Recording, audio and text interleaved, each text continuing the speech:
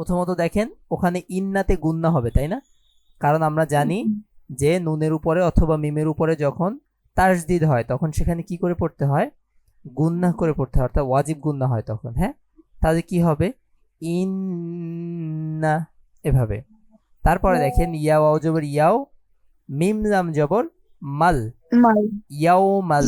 তারপরে ফা সদ জবর ফস, লাম জেল্লি ফসলি, ইন্না ইয়াউমাল ফসলি কানা।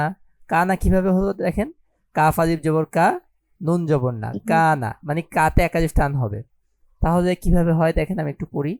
ইন্না ইয়াউমাল ফসলি কানা। তারপরে মিমিয়াজের মি, আমরা জানি জেরের বাম পাশে জজমলাইয়া, অর্থাৎ এক আলিফ টেনে পড়তে হবে, মি। তারপরে কফ আলিফ জবর ক, তা আলিফ দুই জবর তান, কিন্তু উচ্চারণে হবে তা। তাহলে তা। ইন্না ইয়াউমাল ফাসলি কানা মিকাতা।